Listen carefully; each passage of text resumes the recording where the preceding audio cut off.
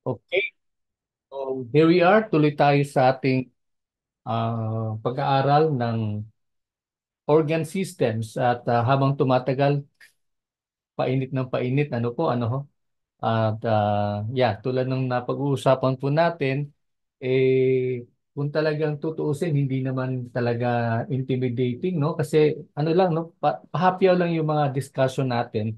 And we're just following what is being written sa manual, no? Kasi ito po ay nagmula po sa DOH at ito po yung ating gabay ng ating pong mga pagtatalakay. Kaya lang, like what we've said over and over again, na ang exam ng DOH sa ngayon ay medyo kumikiling sa ika nga doon sa analysis, no? Doon sa situational, mga problem solving. Kaya ang hamon ko nga sa inyo habang nagbabasa kayo, you try to keep asking yourself, no? The whys, the ifs, kung ano yung mga pwedeng mangyari, anong dapat gawin, no? At ang ating pinaka-baseline, ang ating pinaka-basis, yung ating manual. Okay, so yun lamang po yung ano natin. Kaya ako'y nakikiusap na iwasan po natin yung pagme-memorize ng mga test questions, no? Wag po 'yon, no? Kasi maling-mali po 'yon. Kung meron kayo i-memorize, i-memorize niyo na lang po yung mga key points na sinasabi ko sa inyo na talagang madalas lumalabas sa exam ng DOH, things like those, no? Pero other than that, wag din kayo masyadong magbabasa ng ibang mga literature na hindi naman siya talaga angkop sa manual. Kaya po, ang ano lang natin po diyan, baka minsan kasi may mga information na medyo lihis, no, dito kasi alam niyo naman sa ating ano sa science, 'di ba? Marami pong mga sources, marami pong mga references, yung ganun. Kaya mas mainam na sundin lamang po natin yung ating pong manual sapagkat ito lang po yung pinakabasyan. And then I would like to announce to everyone na there was a time I made mistake on sa number of muscles, no? Nailagay ko po is 602. Sa totoo lang po, ang reference na makikita natin sa DOH is 640, pero sa iba naman makikita natin tumataas pa yan hanggang 670. Pero sa DOH na manual, 640 po ang number of muscles na ano na itala po dito. Kaya lang po tulad ng sinasabi natin, hindi naman po lahat kinakailangan nating alamin, no? Kung ano-ano po yung 600 muscles na yon. Kasi pag ginawa natin po yun, baka abutin po tayo ng siyam-siyam. Okay, so I hope that's very clear to everybody. Ngayon, balikan lang natin, no? Balik tanaw po tayo doon sa ating nakalipas na discussion kahapon. Tingnan lang po natin kung ano pa yung pwede nating hugutin po dito. Let's take a look at this. Doon po sa topic po natin kahapon about the integumentary system. Ayan. Okay, so here we are. Balikan lang po natin ng konti. Like what we've said, ang ating malayo-palayo yung microphone. Ayan. Napapalayo-palayo ako yung microphone. Okay, katulad nung nabanggit po natin, ano po, yung mga major na bahagi po ng ating pong integumentary system. At by the way, yung integumentary system or yung balat ay maituturing po na ito po ang largest organ. No, largest organ in the human body, in the human anatomy. So ito po kasi, ito po yung talagang, 'di ba, napag-usapan po natin yung pinaka-function po niyan is number one, uh, it protects, no, it protects the body from harmful microorganisms. Yung isa po yun sa mga functions po nun, at isa pa po diyan ay para ilayo po siya sa ano sa mga ang tawag niyon, i-minimize po yung impact ng UV rays. Ano po yung UV ray? Yung UV ray, yung ultraviolet rays na nagmumula po sa araw. Okay? So yun po ang ano po niyan. Tsaka another function na mapapansin po natin ay yung ating pong uh, integumentary system ay siya pong tumutulong na ma-contain yung liquid na nasa katawan po natin, no, para hindi po ito tumagas, something like that. Kaya yun po yung mga pangunahing gawain po ng ating pong integumentary system. Ngayon, ano po yung mga bahagi, no? Based doon sa ating literature, mayroon po tayong mangilan-ngilan na bahagi, pero Classify po ng ating manual sa tatlo yung major layers po ng ating pong balat, no, ng ating skin. Una sa lahat, yung tinatawag po na, for a while, medyo ilapit ko lang ng konti. Ayan. Meron po tayong yung pinaka-superficial. Pag sinabing superficial, yung talagang nasa surface level, no, na bahagi po ng ating pong balat ay tinatawag na epidermis. Okay. Mamaya himayin po natin ano po yung layer din. May layer din po yung epidermis, no, na makikita din po natin in a little while. Nangyari.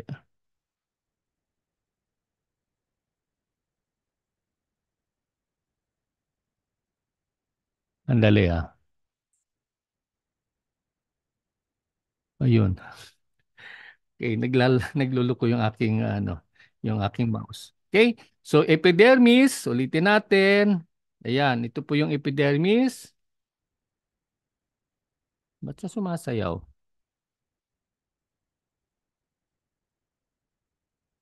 Ayan, okay. Nawala siya. Okay. Epidermis, ibig sabihin nun, superficial layer nasa ibabaw na bahagi. At ang sumunod naman na layer ay yung dermis, no? Ika nga ng iba, ng mga experts, ito raw yung true skin, yung totoong balat po natin. And then down below the dermis, meron tayong tinatawag din na hypodermis. Pero sa reference na material ng DOH, it's only epidermis and dermis. Now, ano po ang meron po sa dermis, no? Actually sa illustration po ng DOH, parang sinama niya na yung pinakailalim no? Hindi lang niya hinati yung layer po na ito. Okay, ang matatagpuan po natin, of course, mula sa epidermis, meron tayong iba't ibang layer din, no? We have the stratum basale. I don't know if this is being pronounced as basal, no? Uh, I think basal, tama. Stratum spinosum and stratum germinativum, okay, and stratum corneum. Ito po ang pinakaibabaw na bahagi, no? And kung titingnan po natin na maigi, ang mga ano to, ito po yari po sa mga selula. Yung mga selula po na yan habang tumatagal ay umaangat, no, na hanggang dumadating at nagiging stratum corneum. Yung stratum corneum na yan, yun na po yung parang kuminsan nakikita natin, no, yung anong tawag noon? Libag. Yeah. Ito yung tinatawag natin na libag na ito na yung maya-maya lumilipad na po yan. Pag naliligo tayo, naaalis na po yan. Okay? So, ayan po. Pero, like what I've said, ano lang po, added information lang po to. But kung titingnan natin yung manual, hindi po ito natalakay, no? Yung mga layer po na yan ng epidermis. Ngayon, sa dermis naman, ang makikita po natin ay, of course, nandito po yung uh, sebaceous gland. Ayan, nasa manual po yung sebaceous gland. Ibig sabihin no, sebaceous parang ano po yan, oil gland po yan. And then we also have of course, yung hair follicle. Ito yung shaft na yan. Okay, ito po yung hair follicle. And then we have meron akong hinanap na isa na mukhang wala dito.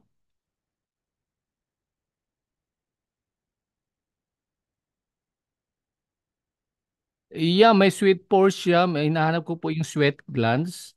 Hindi, andito yata sa baba o to sa ilalim at and then I'll try to take a look at my sound. Medyo maingay siya ng kanina ng konti. Pawan.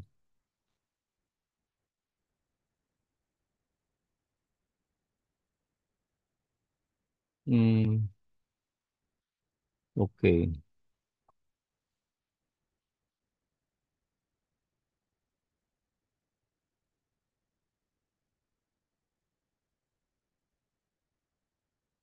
Wala kayo naririnig na ingay on your end? Eva, may narinig ba kayong ingay sa side ninyo?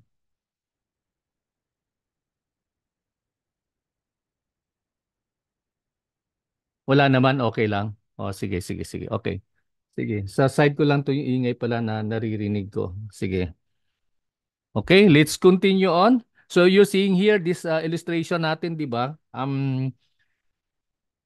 Yung tulad ng binabanggit po natin, very complex po, yung ano natin, yung integumentary system, but for your purposes sa DOH, ginawa ito ng kagawaran ng pangkalusugan na medyo simplified, no? So, ayan. Tingnan lang po natin yung pinaka key points, no? Number one, ang layer po ng ating balat ay nahati sa manual, ito po ay dalawa, yung epidermis at saka yung dermis. Okay? And then nabanggit natin kanina, if you can, yeah, take a look dito sa inyong ano sa ating slide, ang ating pong epidermis ay nahati po 'yan, no, sa mga ano sa iba't ibang stratum o layer din po. May sub layers po siyang sinasabi, stratum basal and the stratum spinosum, stratum germinativum, tsaka stratum corneum. Now, ano lang po ito, katulad nung nabanggit ko kanina, this is just parang added information lang, pero huwag kayong mag-alala. You don't have to memorize this kasi hindi naman to na nakapaloob doon sa ating manual. Okay? Ang atin lang titingnan is yung ating sweat gland. Ayan, yun yung mga key area na dapat nating matingnan. And then you have the sebaceous gland. Well, yung pag sinabi nating sweat gland, yun po yung nagbibigay po ng nagkukos po ng pawis upang medyo lumamig yung ating balat. And then yung ano naman, yung ating po namang uh, sebaceous gland ay siya na po nagmo-moisturize ng ating balat, no? Kaya naglalabas po siya na parang langis po 'yon. Yan diyan. And then ang susunod na po na kailangan nating titingnan ay yung mga veins, okay? Ito yung mga veins na 'yon na naka-embed sa ating balat, no? Nandoon po 'yan, matatagpuan niyan sa lower layer. At yung dermis, tulad na banggit din po natin, ito ay tinuturing din po na ito yung true skin. Okay? Ayan. And of course, yung nerve endings, no? Nabanggit natin kahapon yung nerve endings. Ito po yung nagbibigay ng nakikiramdam sa mga bagay-bagay sa paligid natin, no? Through the nervous system, yung nerve endings na yan na connected sa nervous system, which will be tackling in a little while. Okay. So yan lang po ang ating pong mahalagang maunawaan patungkol po sa integumentary system. At ang sumunod naman, balik tanaw tayo doon sa circulatory system. Yan. Circulatory system at tulad nung nababanggit ko pa madalas, pagka sa nakalipas na mga taon, kapag ka nais mo maging kabahagi ng top notcher, yung mga ganon, mga top 1, top 5, top 2, 3, 4, 5, yung ganon, parang napansin namin ito ang madalas na paano ba natin masasabi? Ito yung springboard. Yan. Kasi pagka nagkatanungan, no, lalo na sa all practical examination, at ang examinee ay nakitaan ng aseso ng potential na magtatap sa exam, no, magaling sa mag-perform, na-explain niya na maayos, very meticulous yung assessee, yung estudyante, the way he or she does things. Medyo naghanap na ngayon siya ng na pwede niyang gamitin na pinaka-pogi points. At ang pinaka-pogi points minsan ay yung pagpapaliwanag kung paano dumadalo yung dugo. Yan, sa puso ng tao. Yan, tingnan natin 'to ngayon, no? So, ayan po. Well, just to take a look at the susundan natin yung ating image dito na una sa lahat, ang dugo na pumapasok sa puso, no? Kasi 'di ba, circulation, umiikot po yung dugo natin, no? Mula sa ating puso, kakalat po 'yan, babalik po ulit sa puso. Now, lagit-lagi na kapag ka pinag-uusapan ang puso, ang dugo na pumapasok o bumabalik sa puso, ito ay deoxygenated blood, no? So, pag sinabing deoxygenated blood, wala po siyang oxygen. Okay? Deoxygenated blood. Kaya po ang kanya pong color coding ay yung color blue. Ito po 'yan, no? Pumapasok po 'yan mula sa inferior vena cava, no, sa babang bahagi ng katawan ng tao at superior vena cava. Now, ang una niyang mapupuntahan na silid kasi there are four chambers, 'di ba? Mayroong apat na silid yung ating puso. You have the right atrium, the right ventricle, ito po 'yon, the right ventricle, the left atrium and the left ventricle. Okay? Papasok po yung deoxygenated blood una muna dito sa right atrium. Ito po yan. Oh, nabura. Okay. And then dadaan po siya sa tricuspid valve. Ito yung valvula po noon. Ang valvula, katulad ng sinabi po natin, ito ay pumipigil sa backflow, no, sa pagbabalik po ng dugo. Kapag pinush po siya mula sa right atrium, tutungo po siya sa right ventricle. Ito po yung right ventricle, no? Ito yung silid na yan na kung saan ay staging area po yan para i-push uli ng puso patungo po sa pulmonary artery. Ito yung daluyan po ng dugo hanggang patungo po sa baga, no, sa lungs. Okay? And then what happens there, later makikita po natin, ayan, dito mo magkakaroon po ng gas exchange, no? Pagdating po ng dugo diyan, ang dugo po, ang hangin po na nandyan, ang carbon dioxide na nandyan ay napaprocess po yan, na-expel at pumapasok po yung oxygen, pagkatapos nun babalik muli sa puso. Now, balik po tayo. Babalik sa puso. Ano yung bumabalik sa puso na dugo? Ang dugo na bumabalik sa puso through the pulmonary veins, itong mga to na tubo, ay maituturing po natin na oxygenated. Ayan. Pag sinabi oxygenated, ibig sabihin po nun, mayroon na po siyang oxygen. Wala na po siyang carbon dioxide. Okay? And then tutungo po siya sa left atrium. Ito uli yung silid sa ibabaw ng chamber ng puso ng tao. And then bababa siya, dadaan siya sa mitral valve or yung bicuspid valve na sinasabi. Ito yung valve na yan. Tutungo ngayon siya sa babang bahagi ng puso, which ang tawag po dyan ay left ventricle. And then mula rito, ipupus uli ng ating puso yung dugo na yan at lalabas na ngayon sa aorta, no? Ito na po yung aorta hanggang sa magkakaroon na po siya ng distribution. So tingnan natin itong larawan natin sa sumunod. Ayan, okay? So ito na po yan, dadaloy na po yan dugo, no? Dadaloy na po yan hanggang sa makakarating po siya doon sa cellular level. At ang pinakamaliit na uri ng blood vessel, kasi makikita natin dito, meron po tayong artery, ito po yung vein po natin, ito po yung capillaries. Ayan, okay? Yung capillaries na yan, ano yun, nakaangkla po yan sa ating cell na kung saan po dito po magkakaroon po din po ng proseso na kung saan yung nutrients na kinaano natin, no, na process ng katawan natin, yung mga minerals na na-produce na kailangan ng ating katawan, yung hangin, yung liquid, yung water, dadaloy po yan hanggang sa cellular level. Okay? Dito po magpoproseso po yan. Ito po ay ano po yan, no? Maselan po yan ng mga capillaries, maselan po yan ng mga vein, ng mga blood vessels. And then from here naman po, after the process has been done sa cellular level, no, sa cell level ng katawan natin, magkakaroon naman po ng pagdadala po ng ating pong dugo ng mga carbon dioxide or mga waste products. And then babatakin po ng dugo natin po 'yan. Ito na, no? Mayroon na siyang carbon dioxide, mayroon na siyang mga tawag noon, mga waste materials, and then ibabalik niya na naman sa puso. Okay? And then, yun, katulad na sabi natin, babalik na naman siya sa ganitong proseso. Ulitin natin ha, ang deoxygenated blood ay papasok dito sa superior vena cava at sa inferior vena cava. Tutungo po siya dito sa right atrium. Muna natin kasi nabura po yung, ayan, ayaw na siyang mabura. Anyway, so kay right atrium, bababa sa right ventricle. Okay? And then mula sa right ventricle, tutungo po siya sa lungs, no? Through the pulmonary artery. And then magkakaroon ng gas exchange sa ating baga.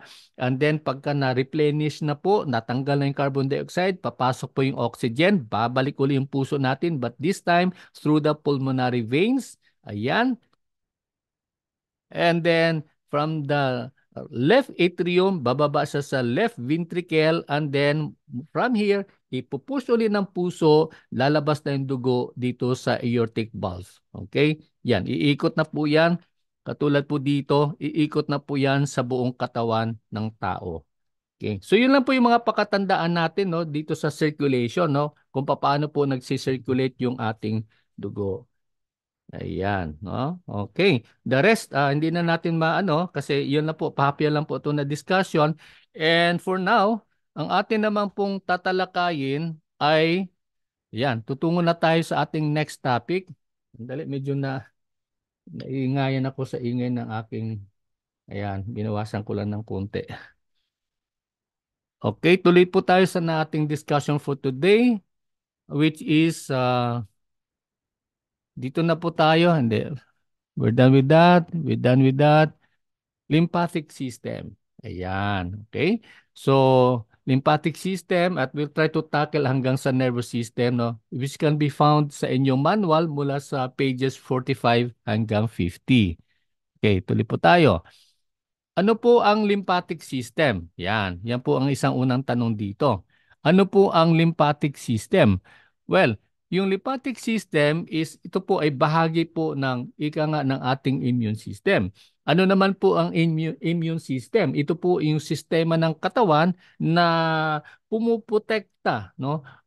Pumuprotekta ng ating, of course, ng ating katawan mula sa mga ika nga harmful microorganisms, no? At ito po ay binubuo ng mga organs, ducts and nodes. Mamaya ipapakita ko po sa inyo ng yung isa-isa. Ngayon, ano ang pinaka-function ng ating lymphatic system? Okay, number one, yeah, to keep body fluids in balance. Okay, so ibig sabihin po noon, siya yung nagkukontrol ng level of fluid na kinakailangan ng ating katawan, no? Lagi pong ganun ang ano, yung katawan ng tao, no? God created our body in such a way na there's always a balance with everything, no? Lahat 'yun, balanse po 'yan. Anything that is too much is bad for our body. Okay? Ganon din sa buhay, di po ba? Lahat po ng bagay na too much, no? Sobrang pagmamahal, sobrang pagtsatsaga, lahat po ng sobra hindi po maganda, no? Kailangan there is always a balance. So, that is also true sa ating pong lymphatic system. No? Kinokontrol ng ating lymphatic system yung dami po ng body fluids hanggat kaya lang po ng ating katawan, no? And then the excess should be eliminated, no? Should be removed from the system. Ang pangalawa, which to me is one of the most important function po ng lymphatic system, ito po ay nagkakaroon ng ano, siya yung nagbibigay ng depensa, no? Siya yung layer of defense, siya yung frontliner natin against what? Against body infections, no? Kaya nga sabi nga natin, ito ay bahagi ng ating lymphatic system. Okay? Ayan, so tuloy po tayo. Ngayon, ano po ang mga bahagi po, no? So here we can see dito po yung iba't ibang mga makikita po natin yung mga lymph nodes. So ito po yung mga ano po, yung mga bilog-bilog po yan, mga parang butlig-butlig po yan, no? Mga lymph nodes na yan. Later we'll talk about that in detail. And then yung mga ducts na yan, the thymus gland, the spleen, yan, lahat po bahagi po ng ating pong ano, and then of course the appendix. And down the line, no, we have the bone marrow here na pinagmumulan po ng ating red blood cells at ayan po, and then yeah, the tonsil, no, makikita po natin isa pong bahagi po ng ating pong lymphatic system na siya pong mula dito sa ating bibig ay kinokontrol niya na po yung pagpasok po ng mga harmful microorganisms. So yan po yung mga ano, yan may mga area po na may mga dots na yan po yung mga nodes, no? Mga lymph nodes na yan na kung saan nakaimbak yung mga ano natin, yung mga lymphocytes natin na kinakailangan nating katawan para mapaglabanan ang mga harmful microorganisms. Now, so ano yung ginagawa ng lymphatic system? Number one, it drains extra lymph from tissues and return it to the blood. Okay. Kung titingnan po natin, let's take a look here sa ating circulatory system. Balik natin, lumagpas na ako. Ayan, dito sa circulatory system, habang umiikot po yung liquid po dito, okay, parang dalawang layer po yan eh, yung circulatory at yung lymphatic system. Minsan kasi, habang umiikot po yung dugo doon sa mga blood vessels natin, ay nagkakaroon po ng fluid na ano parang tagas, no? Yung tagas na yan, yun po yung mga lymph, no? Na sumasama po sa lymphatic system. Okay? Ito yung mga fluid na yan na sumasama sa lymphatic system, which is ang kanilang primary function ay para gapiin ang mga harmful microorganisms, no? Ayan, no? The lymph contains lymphocytes or the white blood cells and chyle Yung chyle naman, ito yung mga fats and proteins na napuproduce o nagmumula sa ating pong intestine, no? Sa ating pong tiyan. Okay? So, yan. Sabi rito, water and the others always leak from the capillaries and helps prevents swelling. No? So, kailangan po yan, hindi po siya magmamanas, kailangan siyang umiikot, umiikot. No? At yung, tulad ng sinasabi natin kanina, kapag ang liquid na yan, yung water na yan ay tumagas mula doon sa ating, sa ating pong circulatory system, ito ngayon ay sinasalo ng ating lymphatic system. Okay? So, ayun po. Large proteins and debris drain into the lymphatic vessels. No? So, yung tulad ng sinasabi po natin, lahat po ng likido na hindi na po nakukontain ng ating pong circulatory system ay sinasalo ng lymphatic system. Okay? Ayan. Okay. So ano naman po yung lymphatic vessel? Pag sinabi nating lymphatic vessel, dito dumadaan yung mga lymph. Okay? At uli, tulad sinasabi natin, pag pinag-usapan yung lymph o yung lymphocytes, ito yung mga uri ng likido sa ating katawan na ano po siya, no? Siya po yung taga-protect, no? Siya po yung taga-gapi ng mga harmful microorganisms at dito po siya dumadaloy, no? Ito po yung lymphatic vessel. Ay, makikita yung malilinggit lang po yan, no? Malilinggit po yan ng mga tubes, no? Mga ganon na kung saan ay dumadaan po yung lymph. Okay? And then yung lymphatic vessel, mapapansin po natin, meron po siyang sariling valve, no? Yung lymphatic vessel may sarili siyang valvula. Ano po ang dahilan po noon? Para muli, katulad ng sinasabi natin paulit-ulit, pagka valvula ang pinag-usapan, lagi itong it helps prevent any backflow, no? Napipigilan po ang pag-reverse ng liquid na umiikot, no, sa ating mga blood vessels at dito po sa ating lymphatic vessel. Okay. So what else do we find here? Ang susunod naman, tingnan natin po yung mga lymphatic organs o mga lymphoid organs, no? Una sa lahat, tulad na sinabi natin kanina, mayroon tayong lymph nodes or swelling. At dito po, ito po yung mga lymph nodes na yan. Wala siya dito. Yung kaninang illustration natin, balikan natin uli.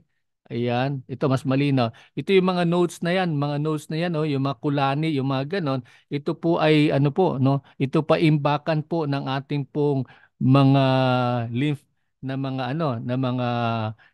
na white blood cells, no? Okay? And ang sumunod naman yung spleen. Here we can see, ito po yung ating spleen, no? Upper layer matatagpuan sa left side ng ating tiyan, no? The abdomen. At ito po ay malaking organ at ang kanyang pangunahing gawain ng ating spleen, okay? Ano nga ba ang Tagalog uli ng ating spleen nung pali, no? Nung pali po. Ang ating spleen na yan, ang pinaka main function naman ay inaalis niya yung mga worn out, no? Pag sinabing worn out, ito yung mga red cells na ano na, no, na nasagat na yung kanyang at hindi na siya kumbaga waste na po 'yan, no? At ibang mga bacteria and cell fragments na accumulate ng ating spleen, no? So po 'yun, 'yan po yung kanyang tagasala din po 'yan, no? Parang tagasala ng mga basura. At ang sumunod naman ay ang thymus. Okay?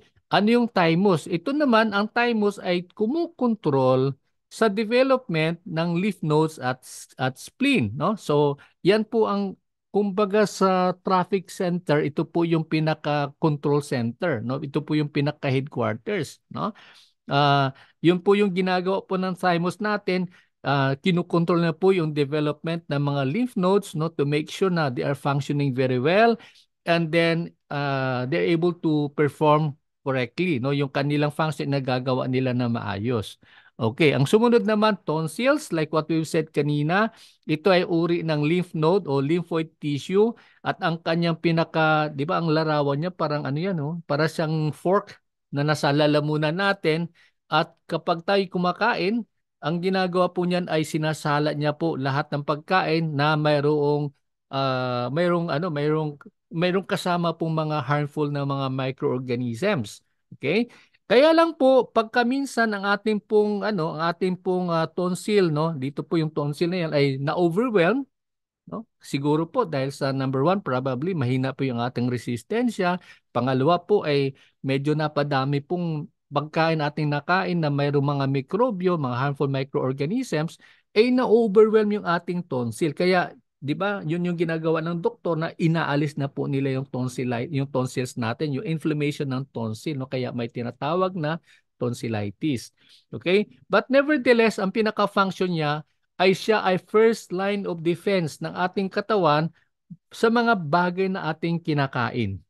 Okay? Yan po yung ating pakatandaan sa ating patungkol sa tonsil. Okay.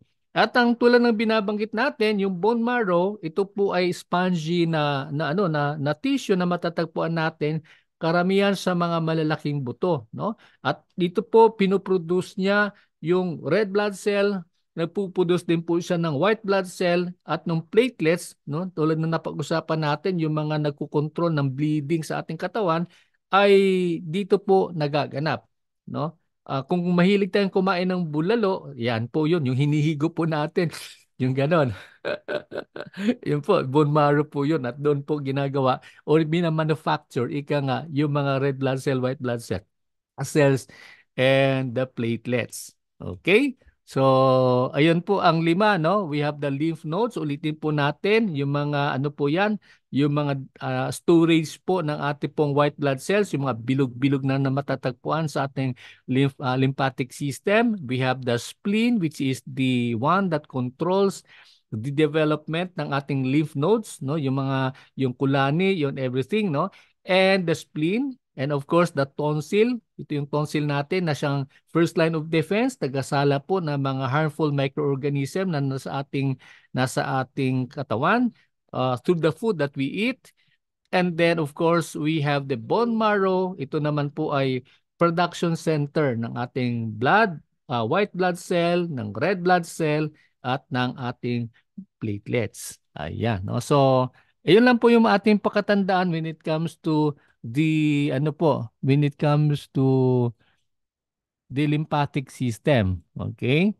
Ayan. So I think self-explanatory naman po. Nakita naman po natin. Basta po ang importante lang is lagi nating tandaan na yung ating lymphatic system ay para po siyang parallel po yan sa ating pong circulatory system. No? Parang sumasabay po yan sa ating circulatory system. Ano mang tagas ng circulatory system, sinasalo ng lymphatic system at kino-convert niya yung mga ano yan, ng liquid na yan at nagiging ano siya, no, naging ano yan, naging lymph, no, yung lymph na yan na yung tagagapi ng mga harmful microorganisms. In our study ng microbiology, makikita natin na hindi lahat ng mga mikrobyo ay masama. Ayan. Okay? May mga mikrobyo na friendly sa ating katawan. No, halimbawa, yung ating iniinom na Lactobacillus cereus, no? Yung Yakult, 'yan. Alam niyo ba yung Yakult na yan ay punong-puno po yan ng mga germs, no? Yung mga mikrobyo po yan, no? Pero yung mikrobyo na yan ay nakakatulong sa ating katawan. Ayan. Okay.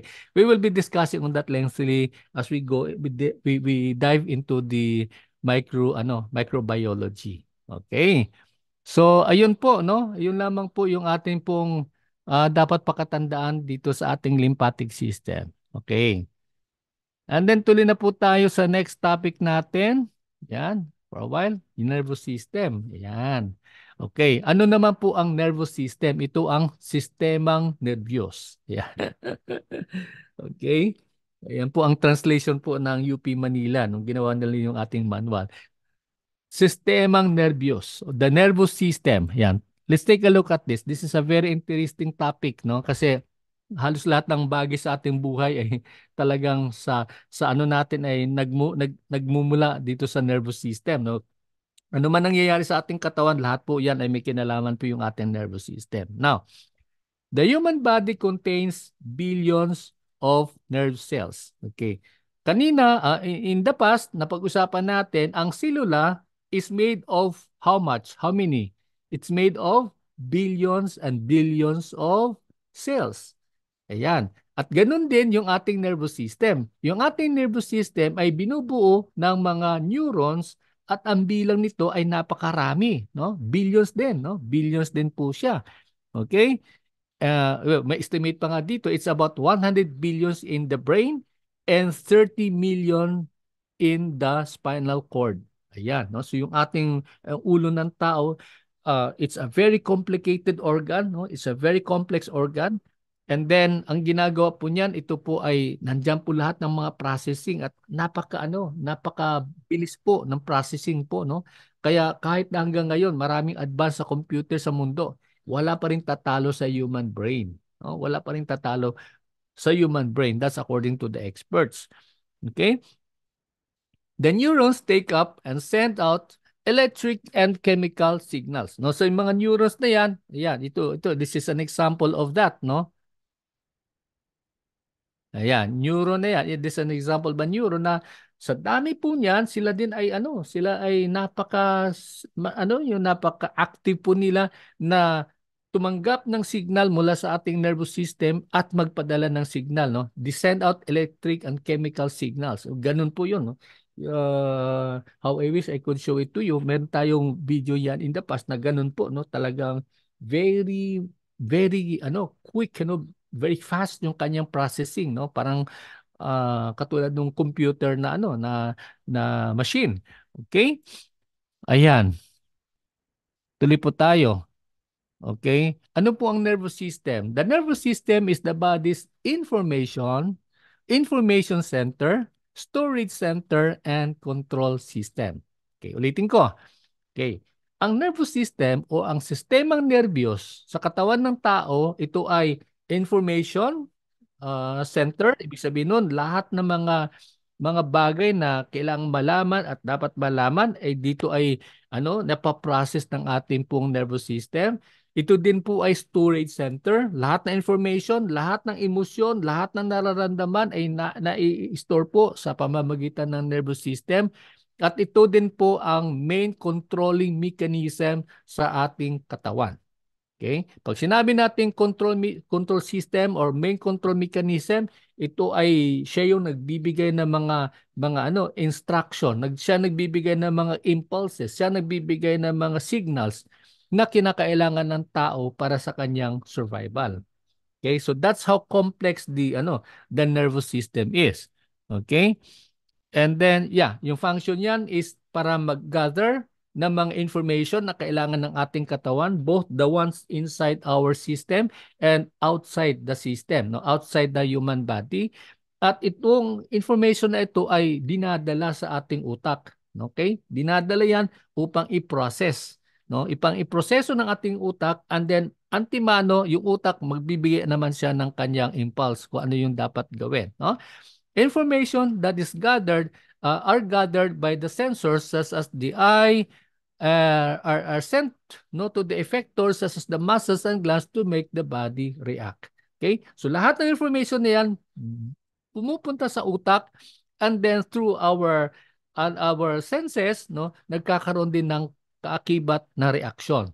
Okay? Pero yun nga po, tulad sinasabi po natin, lahat ng reaksyon na yan ay para sa survivability, no? Para mag-survive yung katawan ng tao, para mag-survive yung human organism. Okay?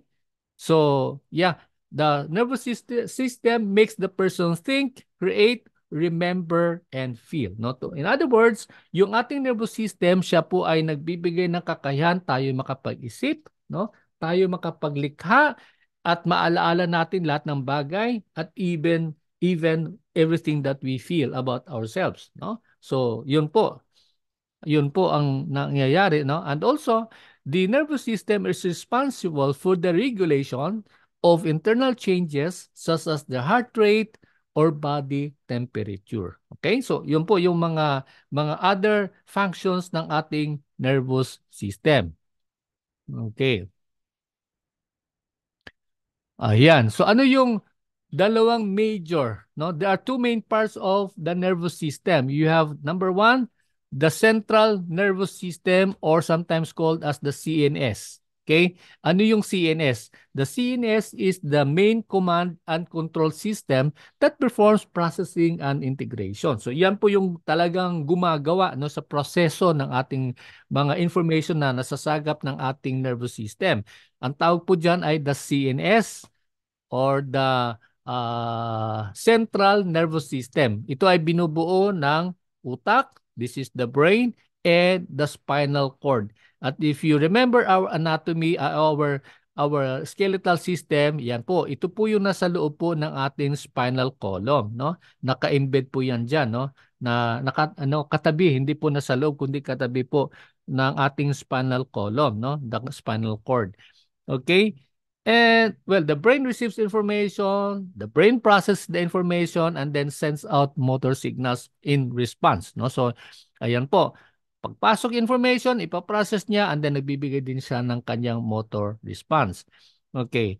So the second, well, of course, going down the line pala, yung spinal cord natin, these are made of large bundles of nerve fibers connected to the brain and a major trunk line carrying out information. No? So, kumbaga ito sa kung internet, ito yung main information highway. No? Ito yung kable na nakalatag doon sa mga karagatan at kung saan dumadaan yung mga napakadaming mga na mga information, no? Ayan. Okay. Next, kung meron tayong CNS, meron din tayong tinatawag na peripheral, no? Peripheral nervous system or the PNS. Okay, ano naman yung PNS?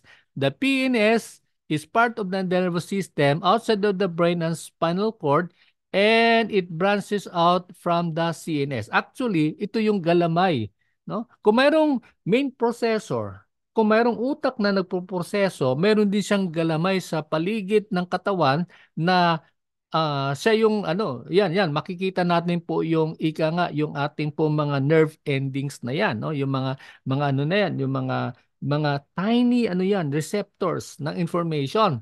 Okay? Sila po yung mga galamay na kung saan ay once na nagkaroon ng interaction yan sa kanyang point of reference kung nasaan siya naroon, ay binabalik agad doon sa utak.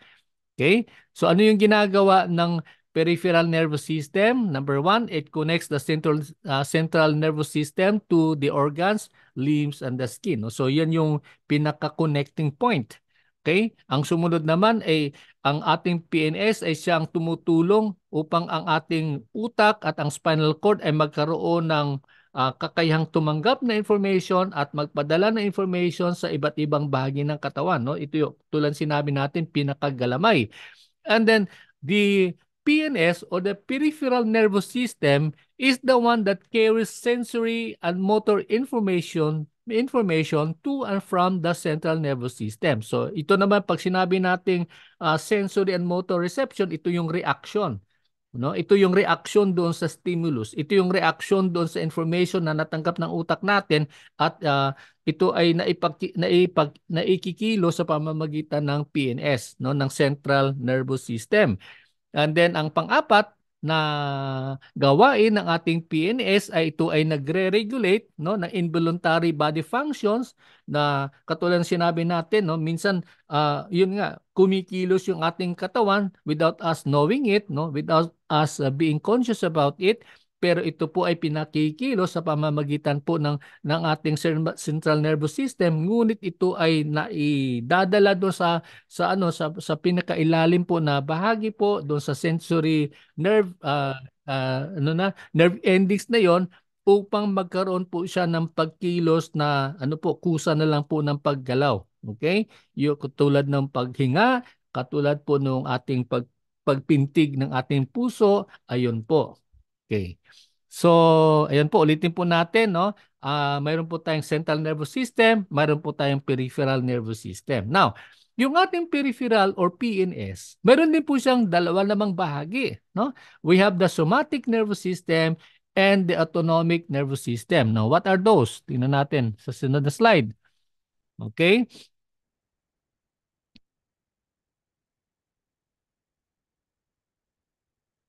Uy, naulit po siya. Okay.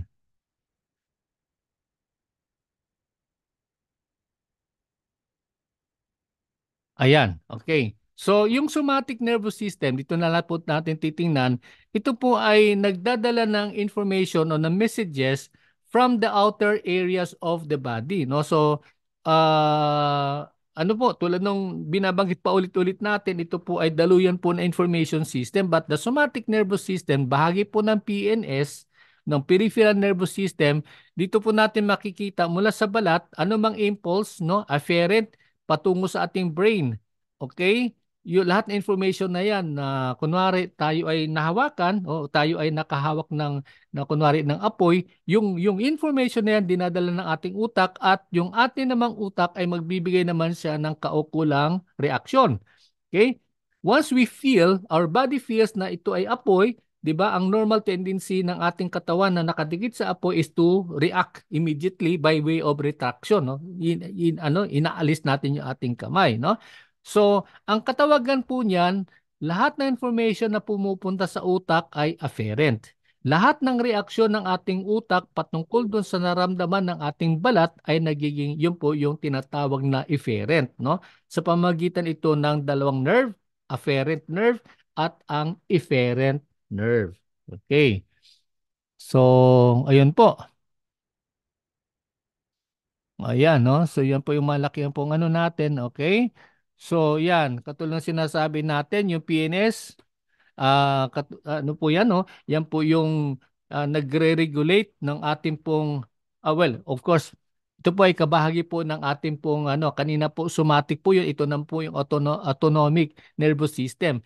Ang autonomic nervous system ay bahagi po ng ating PNS na siyang nagre-regulate ng involuntary. Pag sinabing involuntary, katulad ng sinabi natin, hindi tayo conscious, hindi natin alam, hindi natin namamalayan. Okay, katulad po ng pagtibok ng ating puso, no? Hindi naman natin kinokontrol 'yan, basta lang sa tumitibok lang siya, no? Pero ang kanyang pagtibok ay ayon po 'yan sa nararapat na ano na proseso sa katawan natin upang suplayan padalhan ng necessary na dugo yung bawat bahagi ng ating katawan, no? Yung blood pressure, yung respiration, yung ating paghinga, digestion, yung pagdating doon sa pag-process ng pagkain na kinakain ng ating katawan at even when it comes to the sexual ano no sexuality ng tao, no. Ito ang term niya, sexual arousal, no, yung reaksyon ng katawan when it comes to sex. Okay, so ito po hindi naman po yan natin iniisip-isip, di ba? Pagka may stimulus nagkakaroon agad ng response, no, lalo na sa mga kalalakihan, ganun po yung nangyayari po diyan, no. So all of these are being done because of the autonomic nervous system, which falls under the peripheral nervous system. So, ayan, tingnan po natin na katulad sinabi natin kanina, ang ating nervous system ay binubuo ng central nervous system. Okay, balikan natin yung image natin para lang po maalala po natin. Okay, ito po ang ating central nervous system. We compose of the brain and the spinal cord. Okay? And then, meron po tayong peripheral nervous system. At yung peripheral nervous system, ito naman po yung galamay. Ito nandito yung mga nerve endings natin, yung mga neurons na yan, nakakonekta po yan lahat sa ating utak. Okay? And, ayun po. Okay. Ayan. So yun lang po yung mga dapat nating pakatandaan when it comes to the nervous system. Meron po yung mga ano pa po niya, no? Ang dami po yan, no, regarding doon sa mga iba't po mga component po ng ating nervous system. Actually, nung unang discussion po namin yan, napakadami po ng ano pinag-usapan po diyan, pero sabi ng DOA sandali, medyo bawas-bawasan natin ng konti kasi yung iba medyo ayan. Ah, hindi naman natin actually kinakailangan yung ano, no, lahat ng every nitty-gritty ng about the nervous system na maisama sa ating talakayin because hindi naman siya masyado involved dito sa ating ginagawa sa trabaho ng pagmamasahe. But suffice to say na mahalaga lang po na maintindihan po natin napaka-critical ng role ng ating pong utak. Lahat po ng reaksyon nating katawan may kinalaman po yung ating utak. No, kung mabagal po ang kilos ng ating katawan, yan po may kinalaman po yung ating utak. Kung mabilis po ang kilos ng katawan, may kinalaman po yung ating utak. Now, if you look at Mr. Manny Pacquiao, kay Senator Manny Pacquiao, di ba? Bakit siya ang bilis-bilis siya magbuksing, no? Balis siyang manuntok. Yun po, highly functional, exceptional actually yung kanyang nervous system, yung kilos ng kanyang mga kamao, talagang yung coordination noon, tsaka yung quick thinking, ika nga, talagang superb, no? Napakabilis. Kaya yun, nagbibigay sa kanya ng ganong klaseng excellence doon sa kanyang larangan po ng pagbubuksing. Okay? So, ayun po ang mga bagay-bagay na mahalagang kailangan nating maintindihan. I think that will be all about the nervous system. Ayan, unless mayroon po tayong tanong, our time check now is 1:01. Tayo po ay nasa ano na po. And do you have any clarification? Meron ba kayong katanungan regarding doon sa ating discussion? Okay, do you have any show of hands?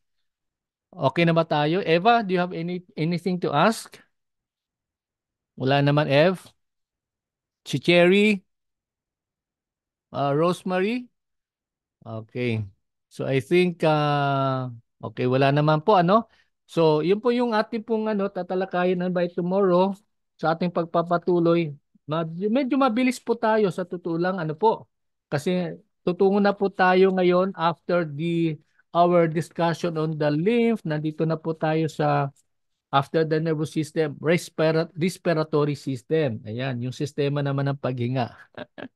Titingnan naman po natin yan bukas and then I think at the rate things are going, baka matatapos natin yung ating buong discussion sa anatomy physiology by tomorrow, no? Ayan, at most siguro the day after or sa Monday na. Okay, so ayun lang po. Tulad ng sinasabi po natin, I just would like you to be familiar with all the information that is being written here sa ating pong manual sapagkat yun po yung mga basis po ng ating pong unang inyo pong theoretical examination, no? Pakatandaan nyo lang po and then if you have your notes with you, you always have to mark all the points na tulad ng sinasabi natin, madalas lumalabas, kailangan yun, kailangan natin maintindihan and then the process, no, kung paano po yung sistema, no, things like those kasi yun yung ano natin is mayroong pong na po, mayroong pong analysis, mayroong pong situational, no, sa lang suriin natin, isipin natin kung paano nangyayari at ano yung mga kasagutan natin kung sakaling mayroon tayong katanungan mula sa ating DOH uh, Committee of Examiners for Massage Therapy o CEMT. Okay? So ayun po, kung wala na pong katanungan, maraming salamat and then continue to study your notes mula dito sa ating manual. Uh, Ayan, tulad nung sinabi natin kanina, by tomorrow we will be proceeding doon sa pages 50 hanggang hopefully by tomorrow maaabot na natin po hanggang page 67, no? At most 67. Basahin niyo po ng maaga para mabilisan po natin ma-internalize lahat po ng ating mga discussion. Okay, there be no question for now. Maraming salamat. God bless. See you tomorrow. Bye for now.